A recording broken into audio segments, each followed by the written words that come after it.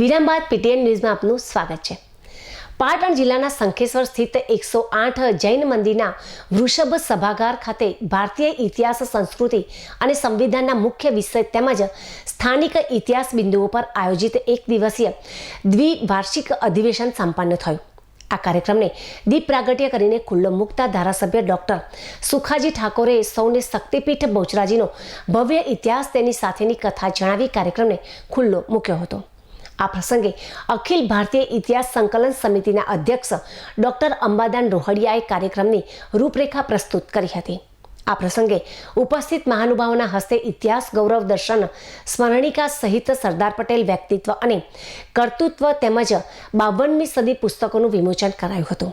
આ પ્રસંગે ગુજરાત પવિત્ર યાત્રાધામ વિકાસ બોર્ડના સચિવ રમેશભાઈ મેરજાએ જણાવ્યું હતું કે ગુજરાત પાસે પર્વતો, નદીઓ, સમુદ્ર સહિતની ભૌગોલિક રચના છે। અહીં શક્તિપીઠો અને સોમનાથ જ્યોતિર્લિંગ પણ છે અને આ બધાનો ભવ્ય ઇતિહાસ છે જેને સૌ ઉજાગર કરી તેને વંદન કરે છે। ગુજરાત અને ભારત સરકાર તેના ભવ્ય વારસાને જાળવે છે। આ કાર્યક્રમના મુખ્ય વક્તા ICHR નવી દિલ્હીના સભ્ય ડોક્ટર ઓમજી ઉપાધ્યાયે પોતાના વક્તવ્યમાં ભારતીય ઇતિહાસ, તેની કાલગણના, તેની સ્વભાષા અને ગુરુકુળ પરંપરા વિશે વિસ્તૃત ઉદાહરણ સહિત સમજ આપી હતી। તેમણે આચાર્ય સુશ્રુત અને ચરક દ્વારા શસ્ત્રક્રિયાની 300 સારવાર પદ્ધતિથી લઈ ભારતીય વૈદિક ગણિત અને ખગોળ વિદ્યાની વાત પણ પ્રસ્તુત કરી હતી। આ પ્રસંગે સાધના સાપ્તાહિક આ તંત્રી ભાનુભાઈ ચૌહાણે સમાજમાં ચાલતા નેગેટિવ અને તેની સત્યતા વિશે વક્તવ્ય આપ્યું હતું।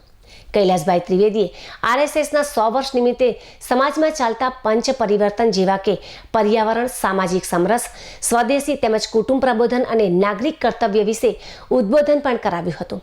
આ પ્રસંગે ડોક્ટર ગિરીશચંદ્ર ઠાકર, અખિલ ભારતીય ઇતિહાસ સમિતિના પૂર્વ રાષ્ટ્રીય ઉપાધ્યક્ષ મનુભાઈ પાવરા, કાર્યકરો અધ્યક્ષ તેમજ ગુજરાત રાજ્ય પાઠ્યપુસ્તક મંડળ મહામંત્રી હસમુખભાઈ જોશી તેમજ અધિવેશન સંયોજક હરિભાઈ પટેલ સહિત મહાનુભાવો ઉપસ્થિત રહ્યા હતા।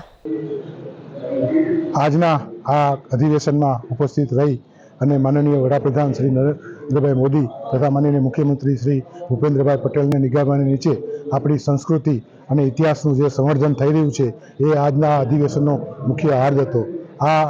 આજે આ અધિવેશનમાં 3 પુસ્તકોના સંપુટનું વિમોચન પણ કરવામાં આવ્યું। હરિભાઈ પટેલ તથા અન્ય મહાનુભાવો આ કાર્યક્રમમાં ઉપસ્થિત રહ્યા હતા અને આ કાર્યક્રમમાં ભાગ લઈ અને હું ધન્યતા અનુભવું છું। યાત્રાધામ વિકાસ બોર્ડ દ્વારા જે ગુજરાતમાં પ્રવૃત્તિઓ થઈ રહી છે તે વિશે પણ આછીની ઝલક આપી। મેં આ અંબાજીથી ઉમરગામ તથા દાહોદથી દ્વારકા સુધી ગુજરાતમાં સાંસ્કૃતિક, ઐતિહાસિક વૈવિધ્ય રહેલું છે, તો આ ઇતિહાસને આપ સૌ માણીએ અને જાણીએ।